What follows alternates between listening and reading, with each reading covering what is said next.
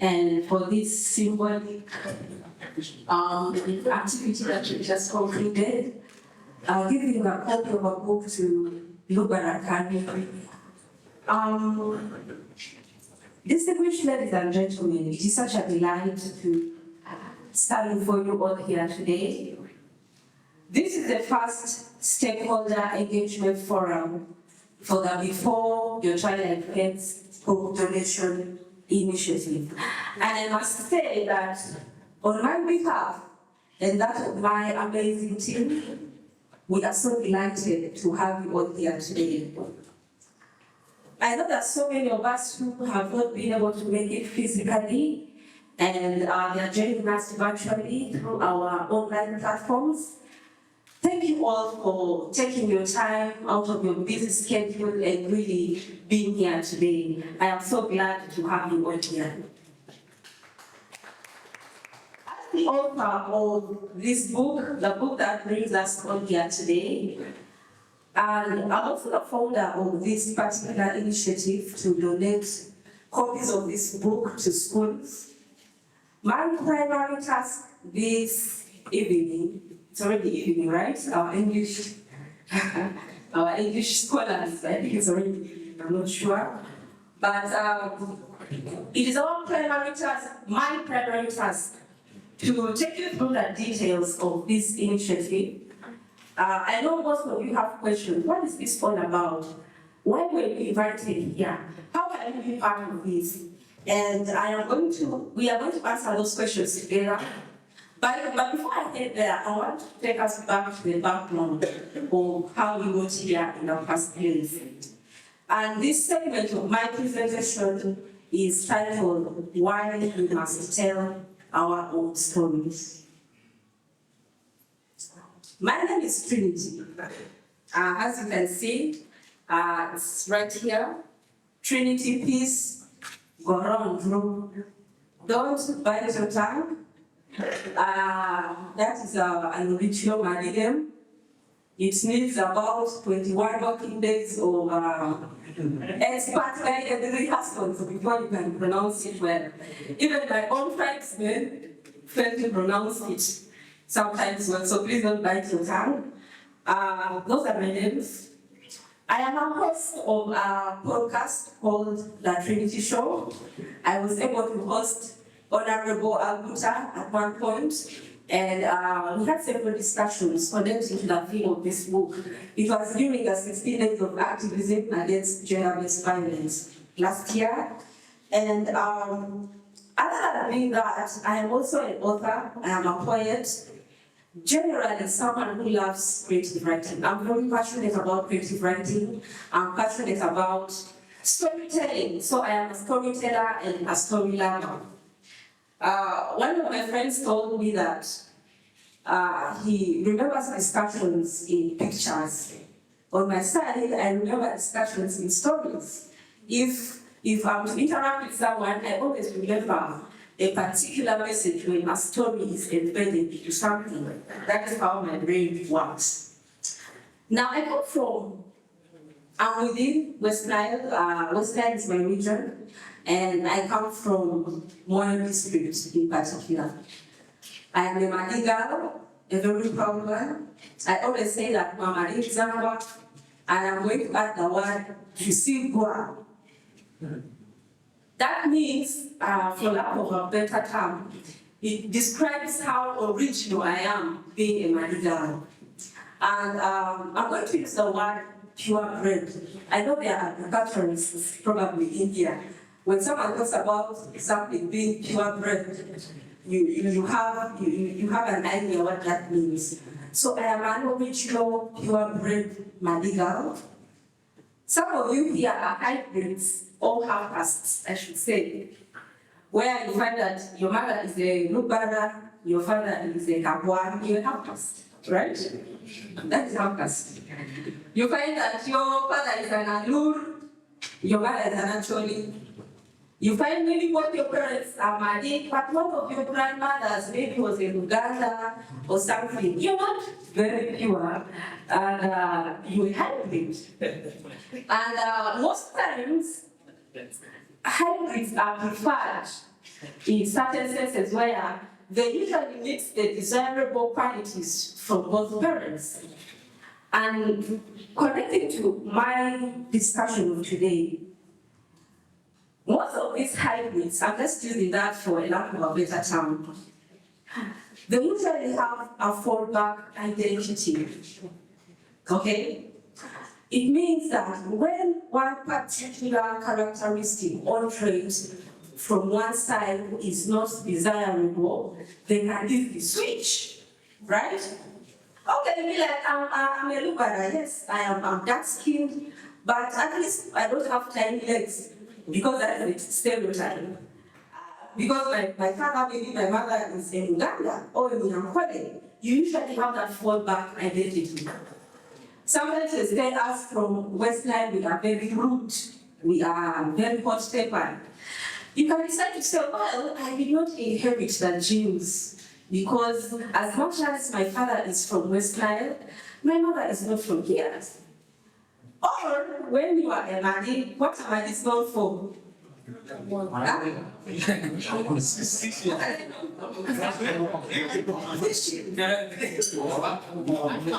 Alcohol. So when someone will come and tell you and you're hybrid, they'll be like, you guys, you take that trophy of being the greatest drunkards. Not only in West Nile, but in the whole of Africa. You can represent us in Africa. Someone with a hybrid can start to say, well, as much as both my parents are Mali, but my grandmother was an Anhinga. So probably I skipped that genes of being a drunkard, right? And I'm not one. They always have that fallback identity. Now that is not the case for us with human race. Because your identity or your origin, that is all that you have. So when there's a negative stereotype that is attached to it, you end up on full defensive because you can't claim any other thing, and that's the only thing you have. Now on that case, it's even a little bit deeper. As much as I'm a Mali girl, I'm the original one. For some reasons, most of my ancestry is just within Moyo district. We have Malis in Ajumani, we have Malis across the border in the Nimule area, we have Mali or here. But for some reasons, most of my ancestors all decided to come from Moyo district. For whatever reason, they all come from there. So you find that my maternal clan, my elder sister is here. So when I'm talking, I know she actually knows what I'm talking about. So my maternal clan is separated by a stream from my paternal grandmother's clan, just a stream. So when you put this grandmother's home, you can literally see what is taking place in the other home. You can even know what the other grandmother is doing. You can see what is happening. Then when you slope down a hill, then you reach my paternal clan. We are all concentrated like in the same area. I used to make jokes that because of that, I always feared, to date a Mali man, especially Mali Moyo. I always have a feeling they're all my relatives. Because even if it's not my grandmother's uncle's brother who is related to them, you find one of my cousin's fourth wife is from that home. Or you find there's some connection somewhere, So I always had that phobia. When someone tells me they're from Moyo, I'm like, tell me which area exactly, like, you might be my relative. Now, in connection to that, I also always make jokes that if I could have a function and I host it in Moyo, for example, this event, we wouldn't need this room. We would need our whole football pitch. Because all the relatives are there, we will need to hire tents, even if they don't know what a stakeholder engagement is, whether they understand what an altar will, if they will all come. because all of them are in loyal. Now, I am giving you this background because it is very relevant to actually why we are here today. I am going to share, as a storyteller, I am going to share with you certain stories that connect to the discussion of today. And this background is just one of it. The first one is going to be my creative journey. I know I have shared this in so many interviews, a couple of interviews about my creative journey and what led me to this, but I am going to do that again here because it is very important for us to understand, even before we start talking about the donation initiative, we need to understand how all this came about. So I was raised in Moyo, as I already shared with you, and my love for stories began when I was still a child. Now, my father was a pastor, and my first interaction with storybooks was Bible stories. I loved stories, and I loved storybooks, and when I was a child, I got engaged in the drama clubs, both in church and school. But my passion for story reading surpassed all the other passions I had. I was never a sporting child. I never played in sports. I was really not a sporting kid. And as other children would be playing and that kind of thing, I would be somewhere with my books, reading something. And I completed my primary from Father Bilbao Memorial Primary School in Moyo, and my O-level from the mighty Necklaces. And then I went again for my A-level at Bishop's Priano, Chihangiri. Now, all these schools somehow had an influence in my creative spirit, naturally, my creative spirit. My love for books was, I was able to actually recognize it by, when I was in primary, I think primary 4, something like that, I decided to become the assistant librarian prefect when I was in P4. And I went ahead and became the librarian prefect up to when I was in P7. The reason was not because I loved leadership, no. And it was a little bit a selfish one.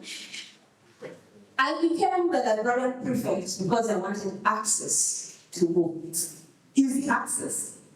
Sometimes when I wouldn't want, I didn't like science and math, when I didn't want to be in class, I would go to the library. And when any teacher finds me there, they wouldn't question me so much because I am a librarian prefect. They think I am doing my duty. So that gave me a leeway, and it availed to me so many books that I was able to read. I read books that were beyond my comprehension level. I read books that were my size. I read books that were beyond me.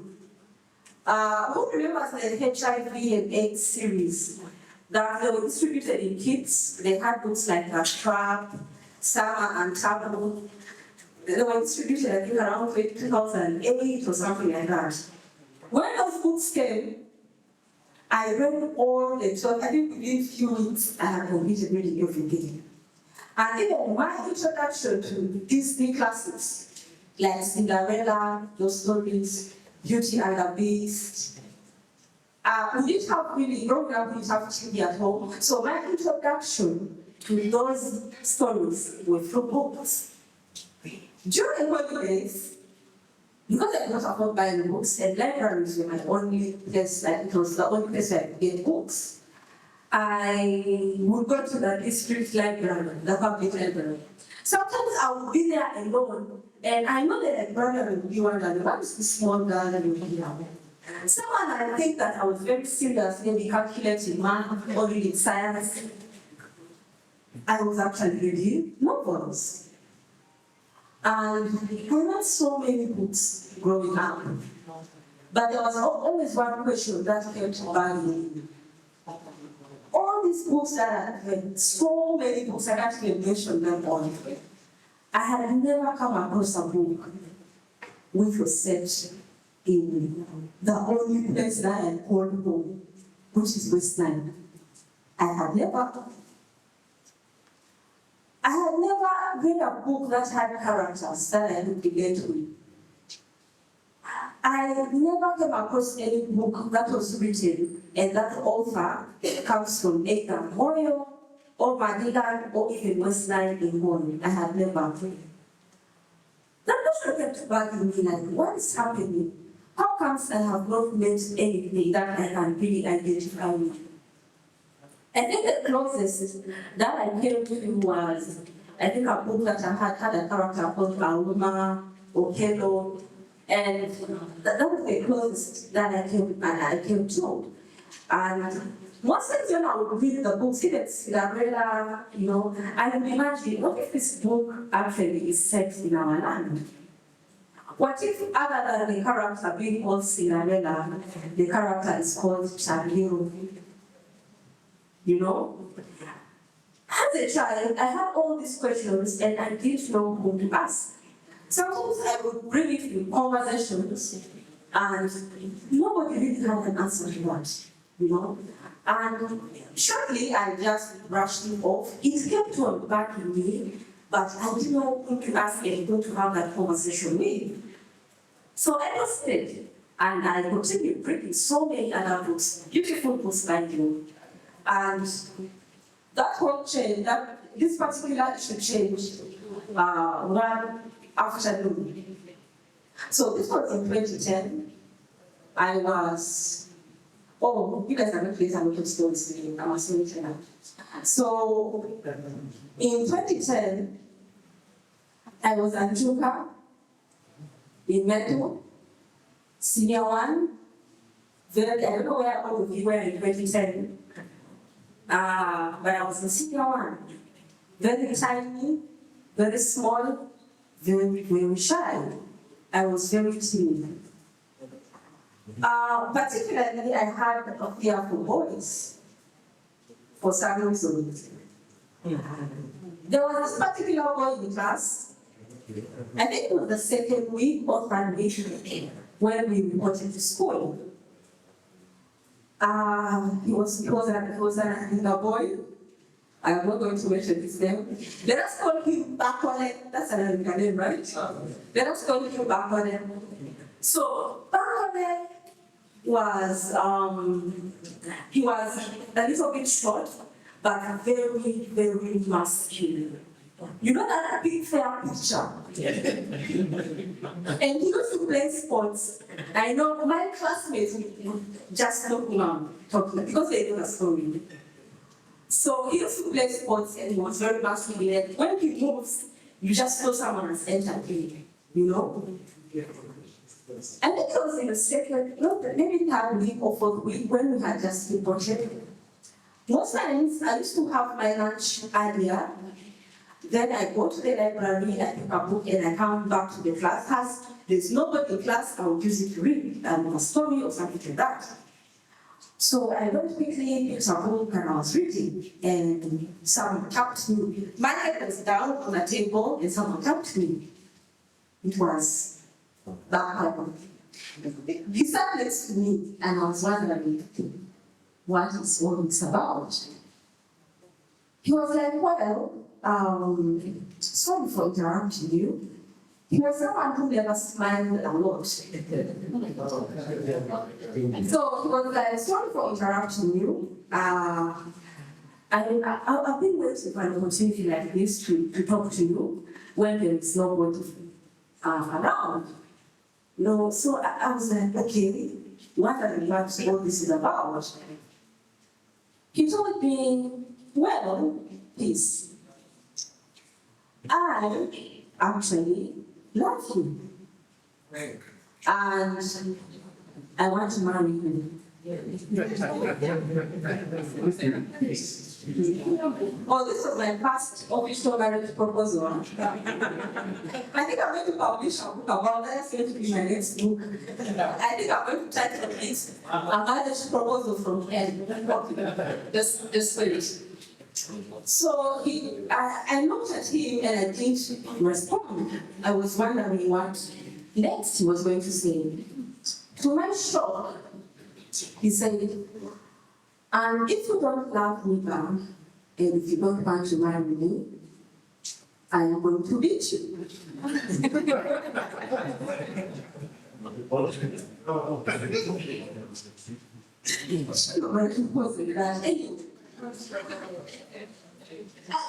even said anything, he added, I know you're going to report me to the teachers. All the teachers loved me because I was one of the youngest in class, and they just loved me. I was an active kid in class. So he knew that if he threatened me, that case complete his planning session. So he added and said, and if you report me, you see, I'm an Anina. You know where I come from, right? I am going to beat that teacher you're going to report me to. And the parents who will come and solve that case, your parents, I will also be terrible. Imagine using your emails. And I know I will be expelled because the teachers love you. And I will leave the school, but that would still not stop me from loving you and marrying you. I feel that bond. I don't have a response to him, but I really, that one gave me some, and I really dreaded him, and he made me avoid class. When the teachers were not around, I would leave and go to the library. He made me laugh at the library like a home. So because he was a backbencher and I would sit in front, even when I just struggled with time around, he would be watching me. So my classmates used to get fun because they get to know about it. Sometimes when I'm just having a discussion with someone who told me, your husband is coming, and I will freeze. I will literally freeze. So I did like being in class when the teacher was not around. And I ended up always going to the library. So this particular afternoon, I was just going through the bookshelves, as usual. And I came across a book. It was a collection. And then I picked up just randomly. By that time I had already read Rose Assisi, the Oche. I read so many books within there now, like a different standard now because I was in secondary, not like a primary time. So I picked this book, I picked a book. It was orange in color. And when I went to the cover, it read Adventures of Gorondru. Okay, it did sound familiar. Now, the shock of my life happened when I went to the cover, to the back cover. This book was actually set in Maliland. And I could not believe. All the books that I had read, I had never read a book that really relates to like Adventures of Gorondru by Paul Paria Kiaku. That day I was not going to class that afternoon, I sat and I read that book in one sitting. I could feel the characters were very relatable, names that I could understand. The setting was just at the riverside, Nairobi, and I was in Metro. It was not so far, places that were tangible, places that I had been to, names that even some of my relatives have.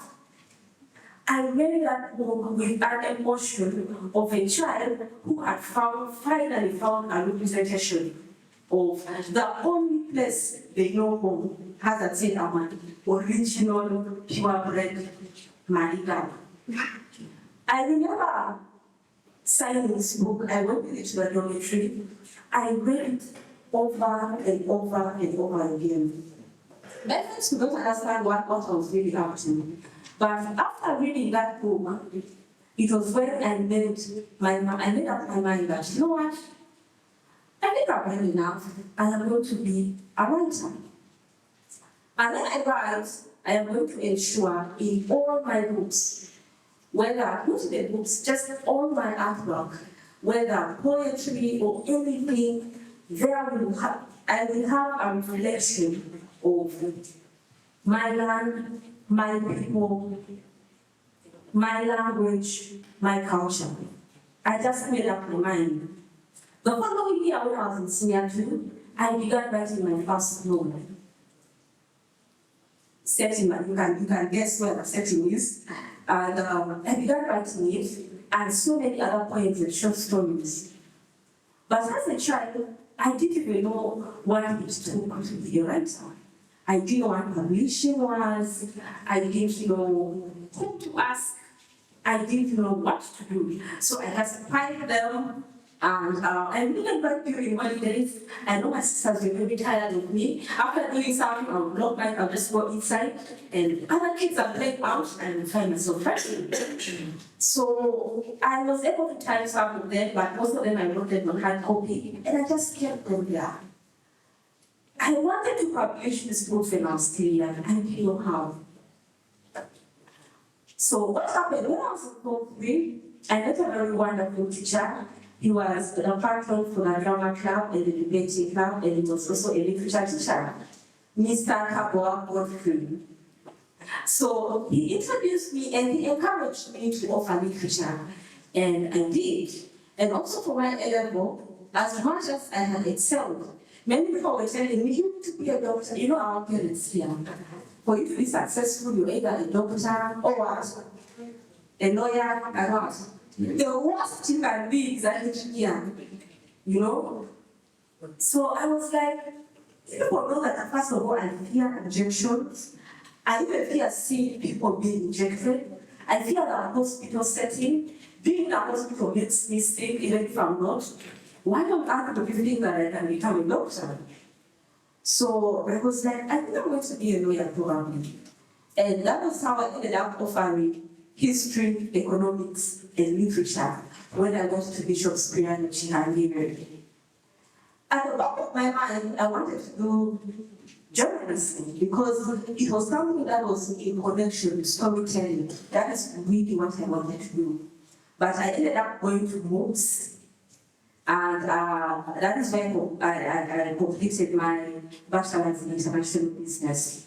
So when I was as a literature student, I came across so many other books. Now I was not reading them just for passion. I was actually studying them for exams. I was referred to other East African authors, West African authors, British authors, American authors. I came across The Lion and the Jewels, The African Child, Romeo and Juliet. Very beautiful stories that never between. Very, very beautiful stories, I must say. But none of them felt close to home, like Adventures of Gorondru. And I still, I never got distinctions and A's in literature. But I never felt that attachment. There was something really missing. And I remember after my Form 6, I started looking for the book Adventures of Gorondru again. I didn't come across it online, in all the libraries I went to. I went back to the library in Moyo, the public library, I didn't come across it. I started researching about the author. By the way, it was only of recent that I came to learn that the author is deceased. I didn't know that the author that inspired me and the book that inspired me, the author was no more. And there was no information even regarding his other works. I think he was a lawyer or a judge, something like that. So he had other books in connection to law. I was trying to find out if he wrote other books like Adventures of Gorondru, but I did not. I didn't get any chance to conclude that research.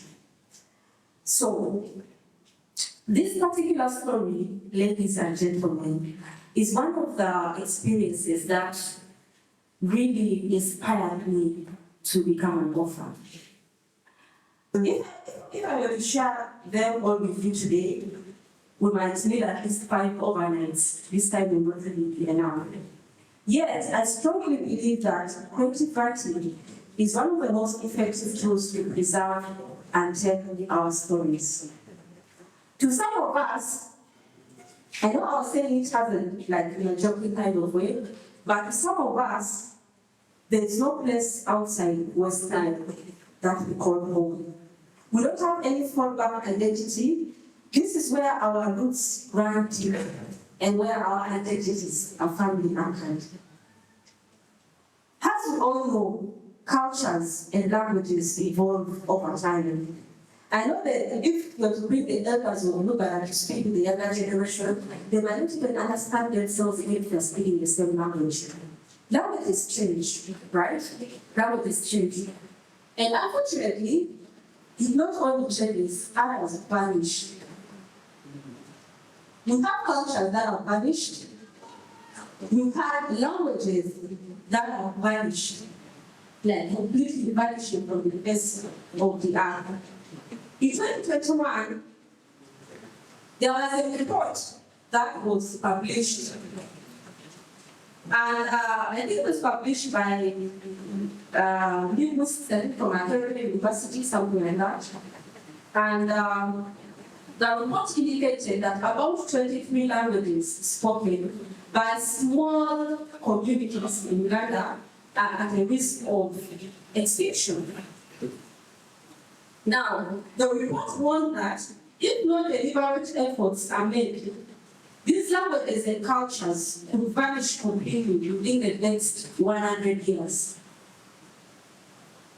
Without any documentation or preservation, even the historical traces of these languages will cease to exist.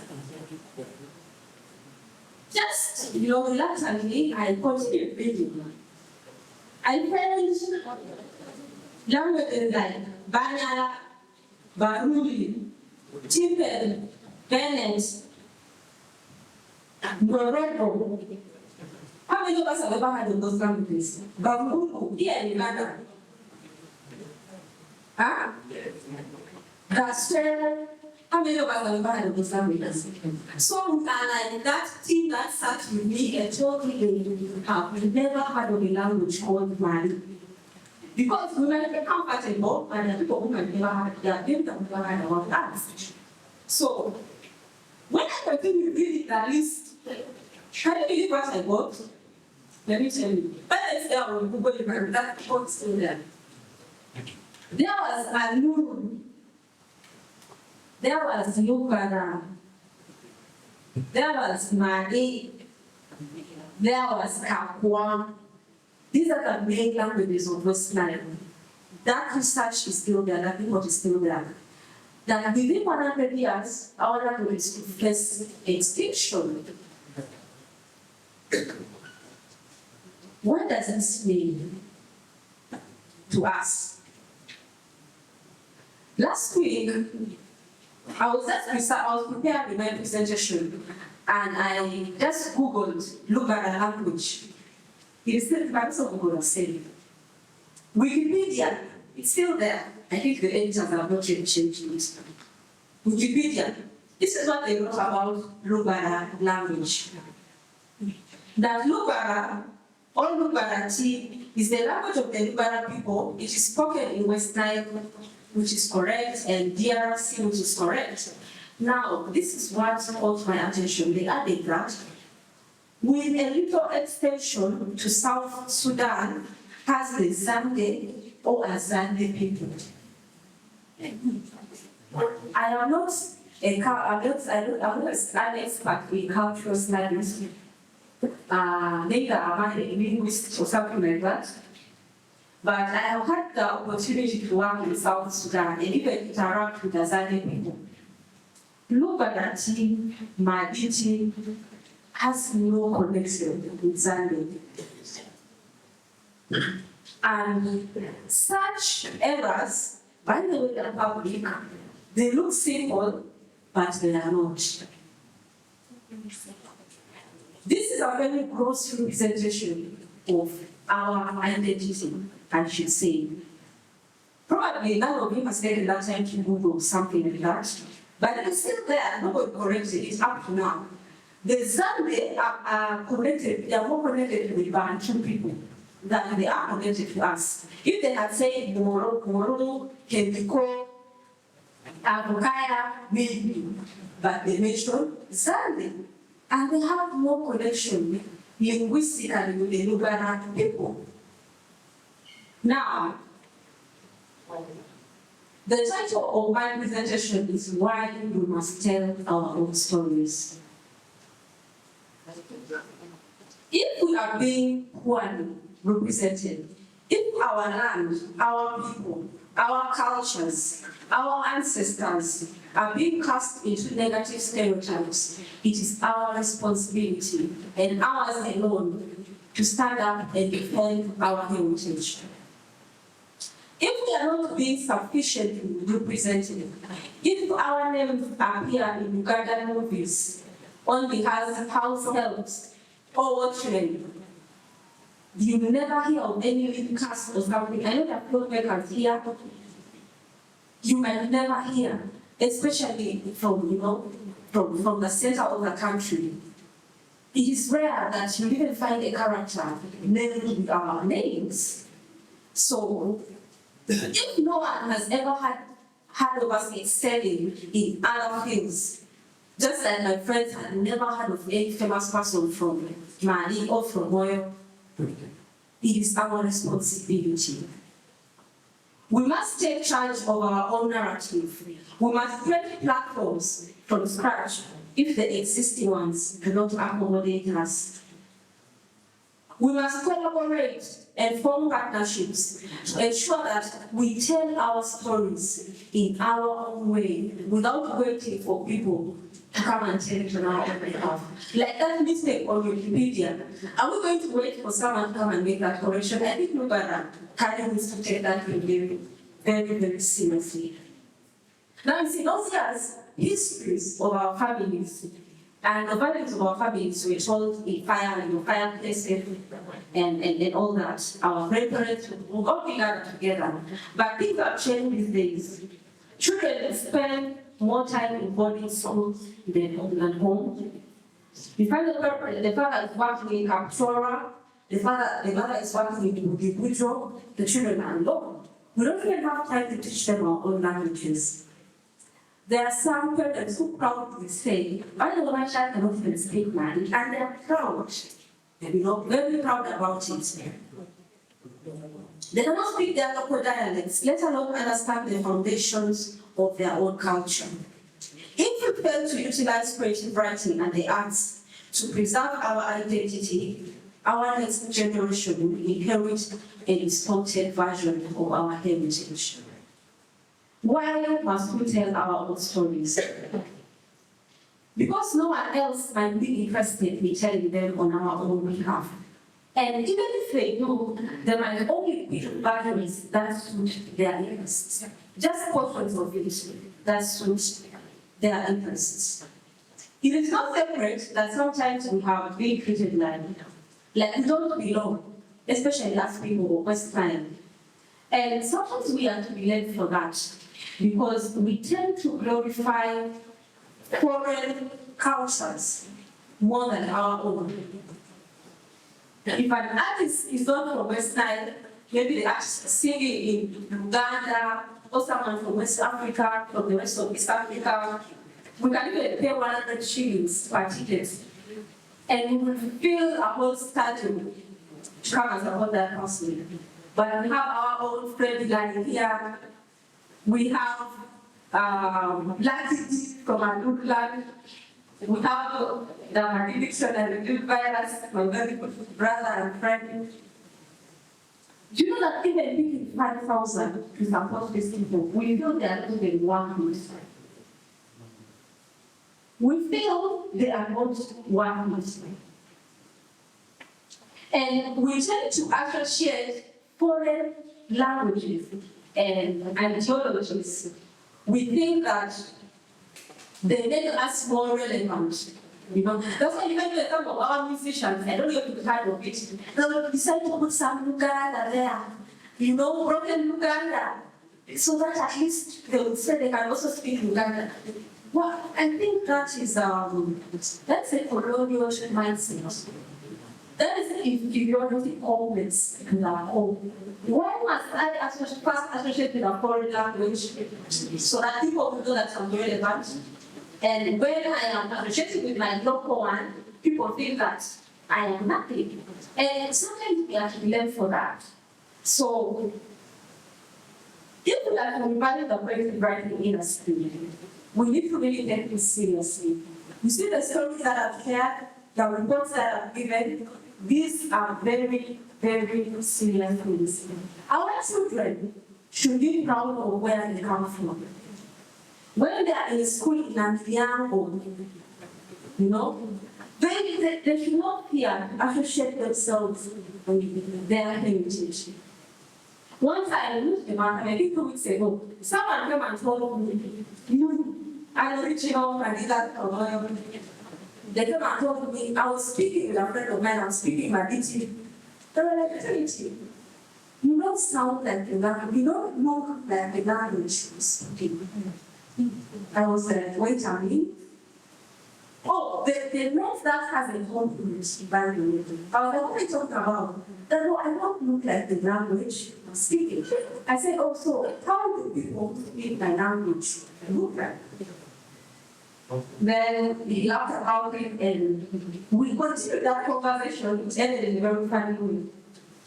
And someone was talking about told me, oh, you actually don't look like someone from where me, whose ancestors are not even across the Nile to just a human here. How can you say that I don't look like a man? No? So, there are certain stereotypes that are attached to our land, and we are comfortable with it. You see, we are very, very comfortable with it.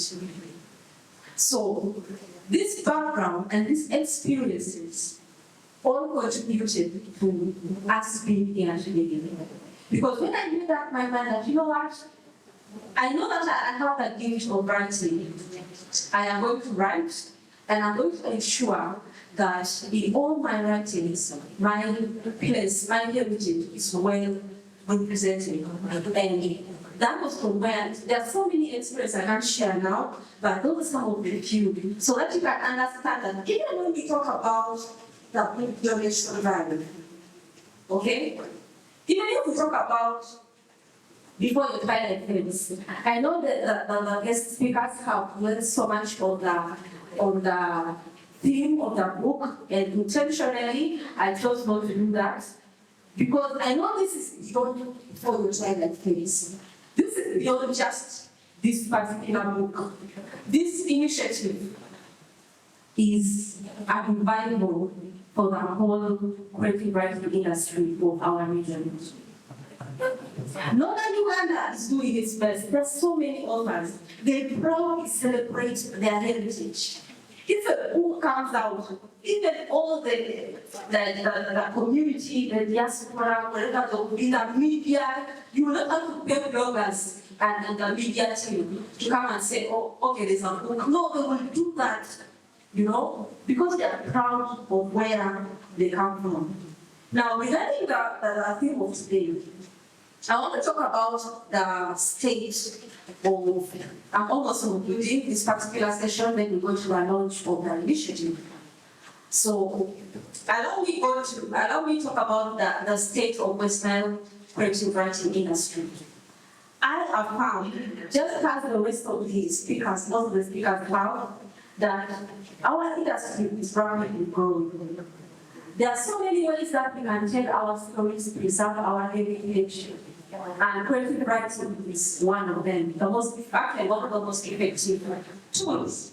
We have more authors that are writing, and more books, both fiction and non-fiction, that are coming out.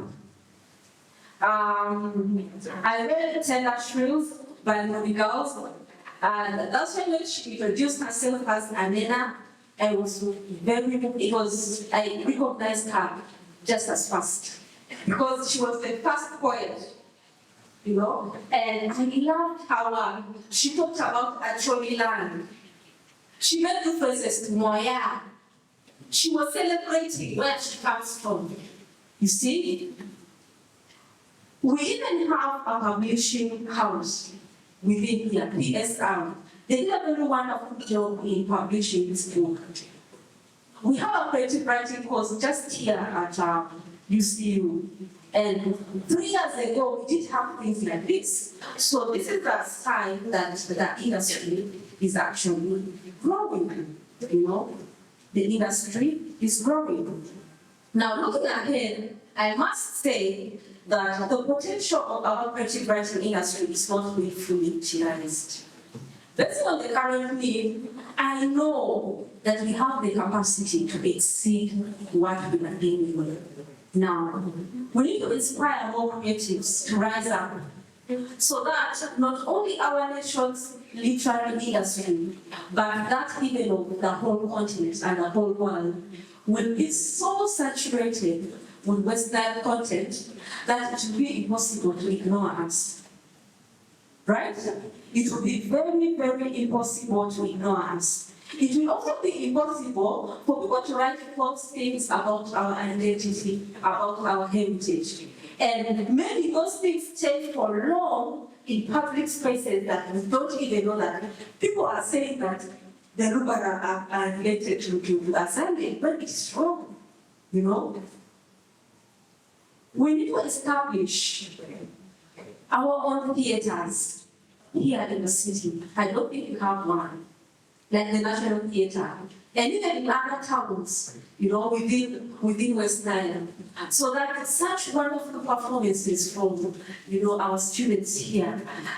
Other than after working, you're tired, you go and watch a Hollywood movie, or you start getting frustrated with Manchester United's performance. The elephant that will never win a trophy. Huh? You know, we get so frustrated, you even find big responsible men in the middle of the city, and to be almost fighting about Chelsea. You know, some of us frustrate us. I'm not saying they're bad, but we need to have our own theaters so that after a busy day, one of the weekends, we come and watch a dramatic performance of all our default echoes of waves. Or Billy, or Pickens, the truck driver, you know? Where our interludes will not be songs from the western side, but we shall have our own cultural dances, you know, being as an interlude. Even in our cultural settings, seriously, in traditional marriage, you find they are playing in a Nigerian song that is sung in equal language. You see? And we are so proud about it. We rather play songs in Uganda than songs from our own side. I'm not saying they're bad, no, they are really not bad, but as we are elevating others, actually we need to understand that we are on, this is an emergency, okay? On our side, it is not just for entertainment, we are on a deathbed, as I mentioned. They're saying our culture is going to get extinct in 100 years, how far is 100 years from now? We might not all be alive, but I don't know, I'm not a prophet of doom, but probably our children and our children will be there. Will it be okay that if you come and tell them, once upon a time, there was a language called Lubanati. Once upon a time, there was a language called Mariti. Once upon a time, there was a language called Kapwa. Yeah. You know, we need to find ways and act as soon as possible. Instead of having our students in school acting Romeo and Juliet, they should act before you tell them fruits. Because it has our setting, it has Aruba City, it has a setting. It has names like Chandigarh, as they had mentioned, Abiria.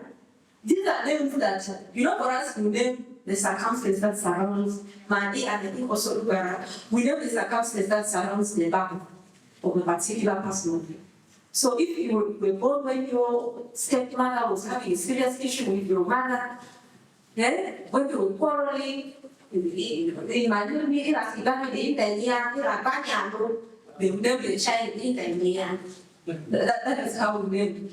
When someone understands your father then they'll pick that, So we need to find ways that what is out there, we are also represented in it.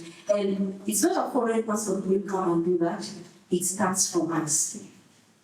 Now, as writers, we cannot do this alone.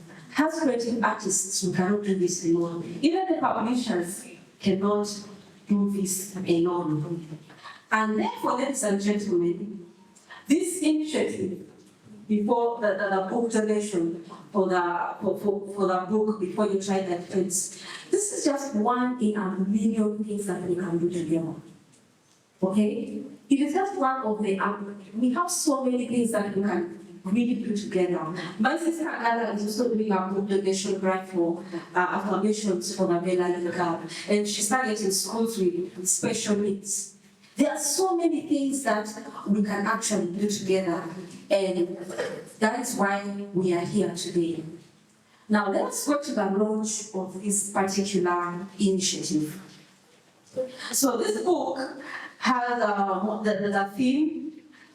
Most of the guest speakers talked about the theme of the book. It talks about gender-based violence. I am not an expert in that area. And I just wrote a story, I imagined a story from the experiences that I'd seen around me. And it's a narrative poetry, book. So it was published mid last year in July 2024 in collaboration with PSR Publishers House and World. And because we have UCU represented here, I must say that this book is a direct product of the creative writing short course I completed last year at UCU. And from the amazing work of my dear lecturer, Madam Olga Awanifo, and I'm glad that one of my colleagues, the ones we were together with, was also present with us here. And it was a direct product from that course. They really did a very great job in bringing this up. So this is not the first book I've written, it's not even the third or fourth book, but it's the first book that I published.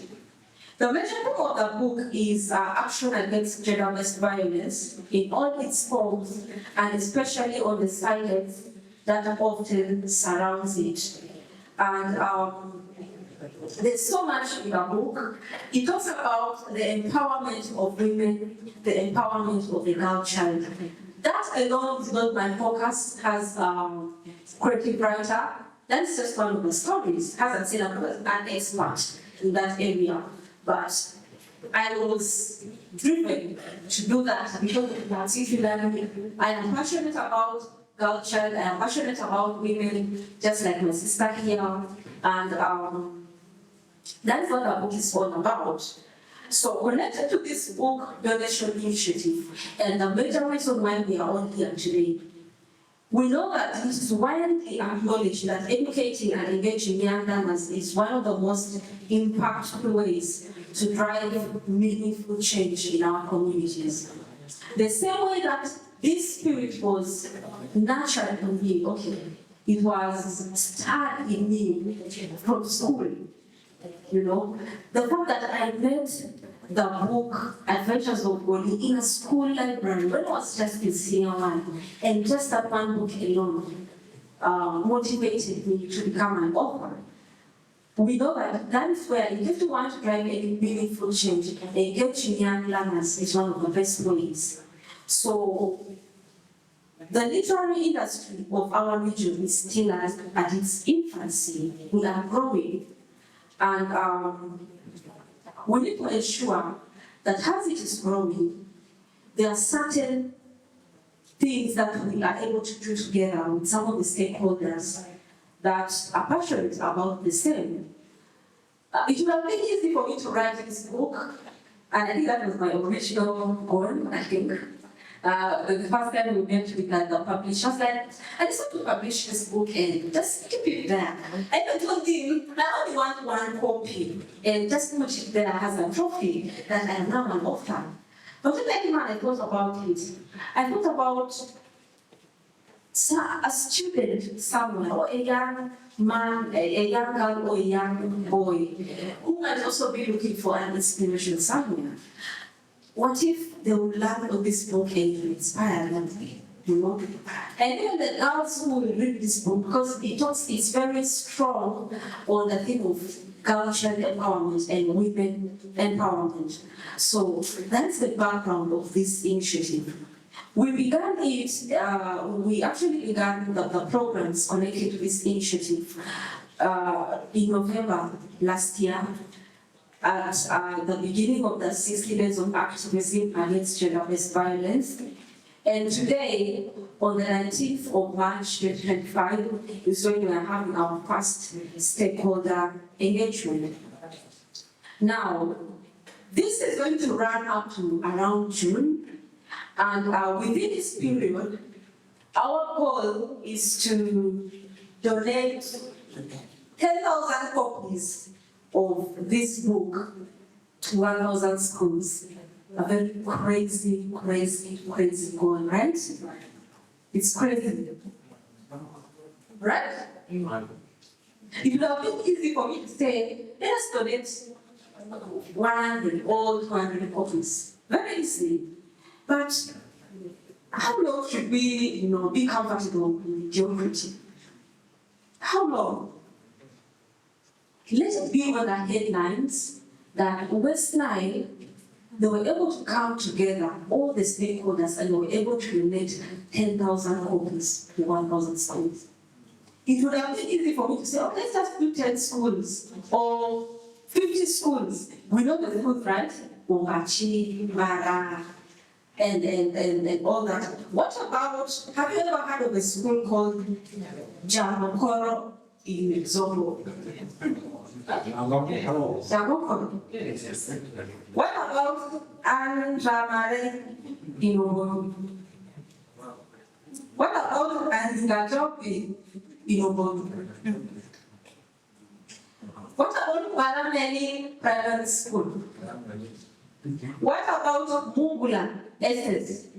We know the Obachis, right? Because we are all, from there somehow, and the parents, the Monicals and the Ethiopians. But what about those schools?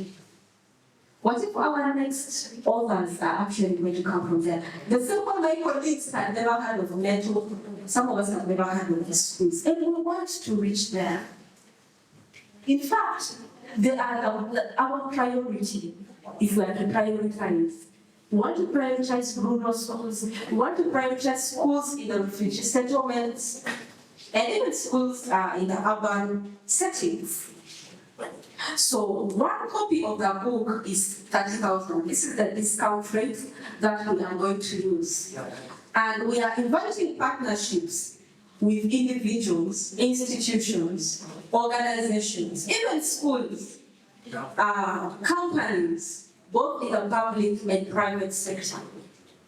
Because this is the first of its kind in the creative writing industry of West Nile, we want to see who are the stakeholders who connect to this. When we talk about sports and Ondubaraka, we know the stakeholders who come in immediately. When we talk about music, we know. But when we talk about creative writing, who are they?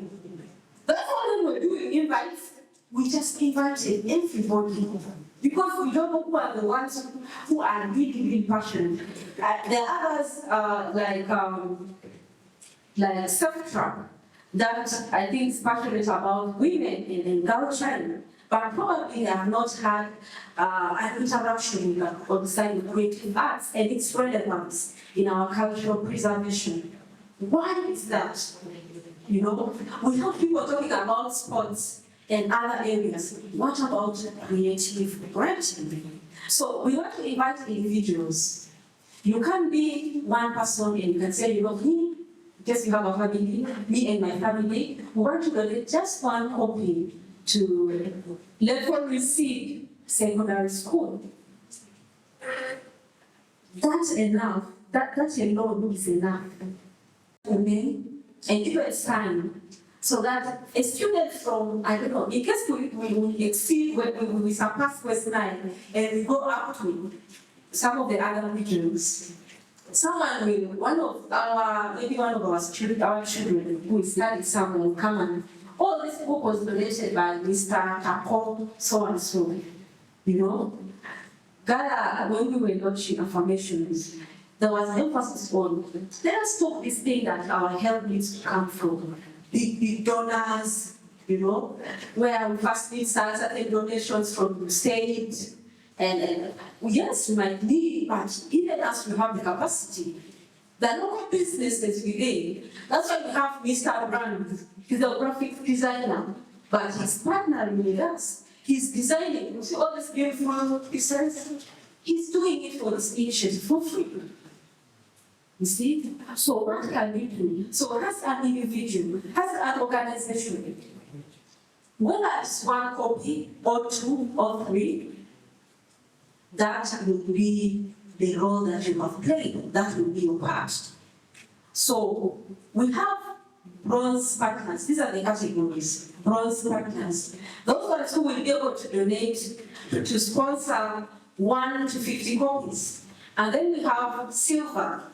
They'll be able to donate 51 to 500 copies. And then we have gold, 501 to 1,000 copies. And then we have platinum. Those ones are 1,000 and above. We have the capacity. Come on, we actually have that capacity.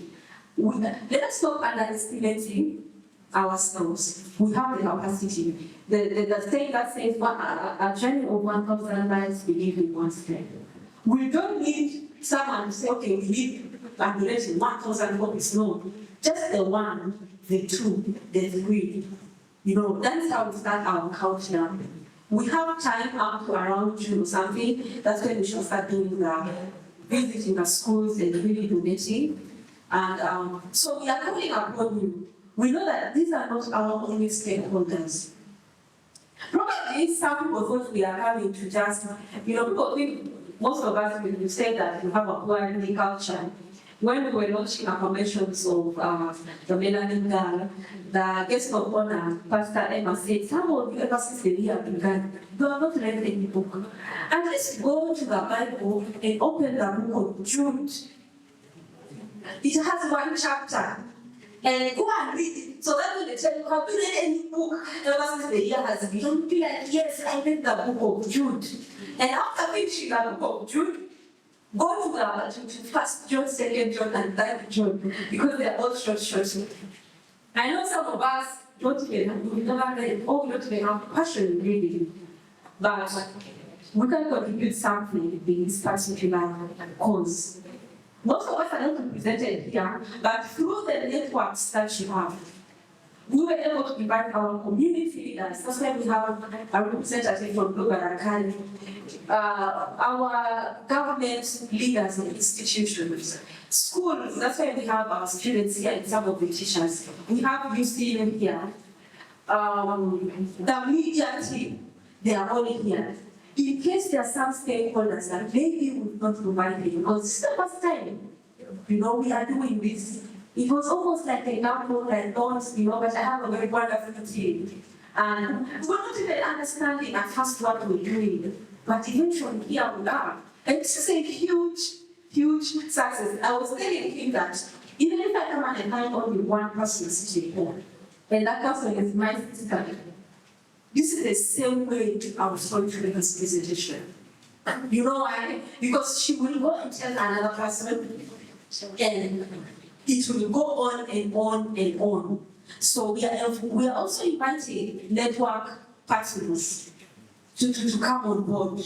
And we want all of you to come on board in different capacities. We are going to give room for you to ask questions. Good enough, the Lord has blessed us with rain. Can we rain today? This is a blessing. Has belonged to this initiative. And we're going to ask questions after this. But there are so many benefits that we're going to have in partnering together as stakeholders. First, you see this network? we are going to be in a network of people who are interested in supporting and promoting the creative writing industry and the arts in general of our region. And some of those other things like, okay, you're going to get certificates and I know they come in, sorry, but just the fact that you're going to be part of this, you're going to participate in something and do something meaningful for our region, that's enough. That alone is a benefit enough. Okay? Well, Now, this is what. Let me try to chip in. I think it's a good point. And one of the objectives that probably make this, we actually made for this season is to support. Now, because we're running short of time, we thought we'd close by 6, array for many issues, and also took time to network. And just to make a long story short, the focus is about 5 to 10 minutes in a meaningful way. And we'll push this agenda and we'll start something, then the rest of the people probably be able to pick. I think it will be very sensible. I would ask you to close and to summarize, and then we get into this. The questions done, and we'll also expect some questions, and we'll give you answers because we have a team that is capable of delivering information that you deserve in there. Thank you very much. Please continue. Thank you. I was sorry, my house started to call. So I was actually having to do more.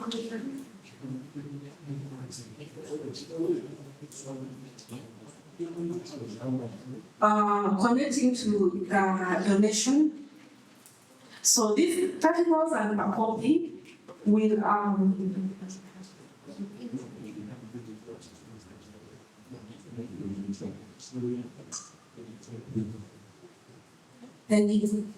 so these particles and copy will be able to help us in printing and distributing to all these schools and also conduct other creative writing stakeholder engagements like this. And it also help us to monitor and evaluate the impact. And the most important one is it is going to help us fund the translation of this book into the 4 main languages of West Nile. I think that's one of the most important ones. We want to ensure that this copy is translated into Lubarati, Maniti, Anu, and Kakwa. If resources allow, we will even ensure that even the Acholi, the Bagana, the Banyankole, the Swahili people, we all have translations of this. But we are going to start from home. Charity begins at home, right? Yes. So, ladies and gentlemen, with that, I am officially launching this donation initiative this day on the 19th of March 2025.